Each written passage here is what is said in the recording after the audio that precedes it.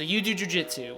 Nice. But what's the color of your belt? Yes, that thing that you tie around your gi to prevent it from coming undone and to keep it nice, tidy, and professional looking. Or at least until you've been rolling for 3 minutes, and you just throw that idea out the window, just like the idea of you waking up without having an aching joint in the morning. All jokes aside, at each belt in jiu-jitsu, what are the main things that you need to be focusing on in your training to help maximize it so that you can get most out of your time on the mats and make your jiu-jitsu as effective as you have the potential to? Which is why in this video, we are going to be covering... Great, this know-it-all purple belt's gonna tell us how it is. Yo, bro, we're only covering the first 3, dog. So since I'm only a purple belt, we're only gonna be covering the first 3 belts of jiu-jitsu. That's gonna be white belt, blue belt, and purple belt. And of course, you may be asking yourself the question, Jedi, why should I listen to you?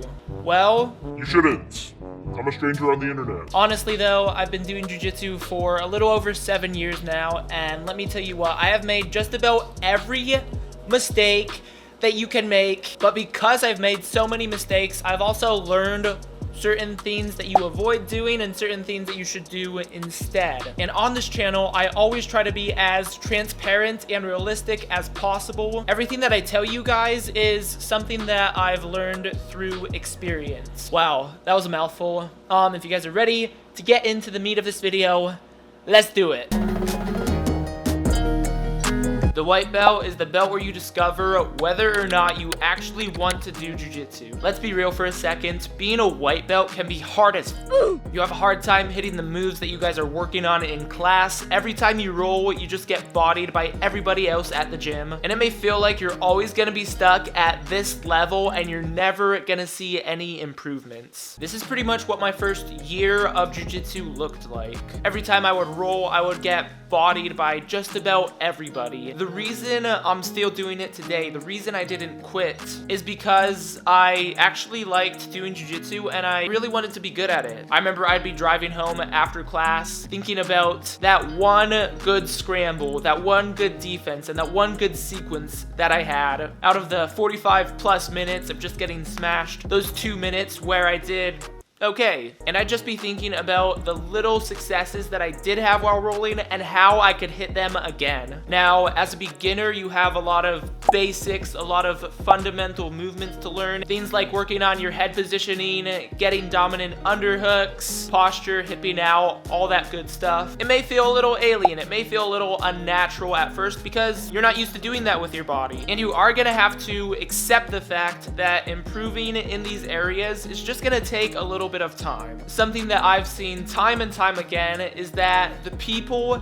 that actually stick with jiu-jitsu long enough to get good at it are the people that actually enjoy the process of getting better. They enjoy things like getting in those tough rounds. The more tired they feel after class, the more they feel like they've actually done something and they're actually getting better. They enjoy the grind. Something that can really help you during this time is to focus on whatever wins you're making, and no matter how small they are. Because if you can start to see improvements, it's gonna motivate you to put more effort into your jiu-jitsu. It's gonna make coming to the gym a lot funner, and it's not gonna feel like a soul-crushing grind. And honestly, this is one of the reasons why I think the jiu-jitsu community is such an awesome and supportive community. We all know just how hard it is to hit your first submission, to do your first tournaments. And so if you see a guy in the street wearing a shirt like this, you're like, this guy gets it.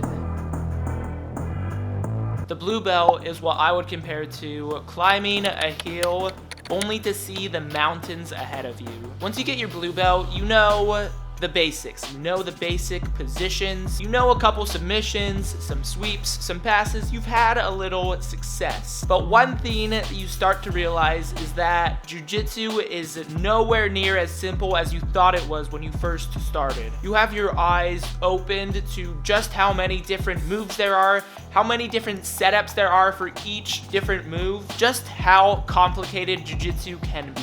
I remember when I got my blue belt, I felt like I had so much to do just to get to a point where I would consider my own jiu-jitsu to be decent. I was more aware of the holes that I had in my game than I had ever been before. This is a time where you want to be adding to your game. You want to be finding new ways of getting to the back, passing the guard, escaping mount. One theme that I've noticed in people that get good at jiu-jitsu is that they keep it playful. They're always willing to try something new on the mats. They never get to a point where they feel like they have nothing more to learn. So be playful. You've already gotten your blue belt. Most white belts quit before they get to this point, so give yourself props. And now take this opportunity to experiment with different themes. Most likely you haven't found your strongest move yet, so get out there, figure out what it is. You'll thank me for this later. The purple belt, baby. What's good? The purple belt is what Farasa Hobby likes to call the first advanced belt, and I completely agree with him. At purple belt, you should have a couple moves that you're able to hit on a black belt if they let you set them up first. You should have a good understanding of what your natural strengths and weaknesses are. I distinctly remember by the time that I got my purple belt, I knew exactly what my best moves were, my A game, and also what moves I would play around with in the gym, but I would never use at a tournament. My B game, if you will. If you have your purple belt, congratulations. You are in jiu-jitsu for life. Now it's time to hammer those fundamentals, baby. You already have a good game. You can see results. You've probably won a couple tournaments, but now it is time to fix the holes in your game. The places where you usually get caught, where somebody takes you away from what you're comfortable with, and they manage to sweep you, take you down, submit you, whatever.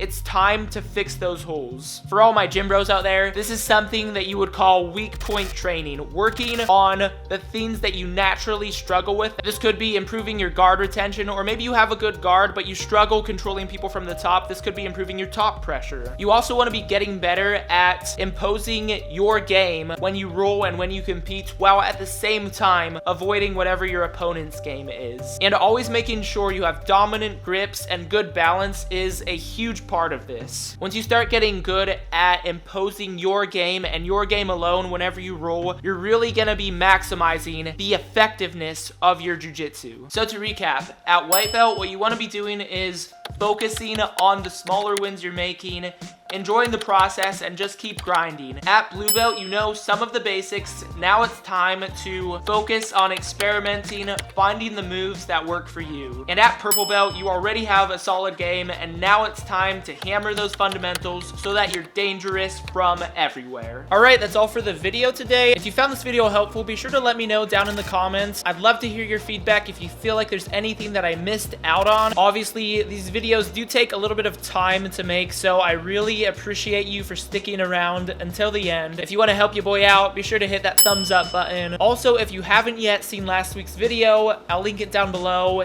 It's awesome. It was a lot of fun to make, and the feedback that you guys have been giving me has been nothing but support. Really appreciate it. This year, 2020, I do plan on doing some traveling because it can be fun to get out there, meet new people, see different styles of jiu-jitsu. So if you have a gym that you want me to check out, head on over to my Instagram, Jedi_himself. Slide into those DMs and let me know which gym I should check out next. If this is the first time we're meeting, welcome. I'm Jedi. I like to do jiu-jitsu and make dope videos about it. So if that sounds like something you're into, hit that subscribe button and be sure to ring that notification bell as well. I will talk to you in the next video. Remember, stay consistent, and you, my friend, can do anything. Peace. You better talk, I don't talk, I get it. Yeah, you know I'm about it. If it kill me, I'ma let it. Run into the bag like I'm so athletic. I've been up since 6, making hits like tennis.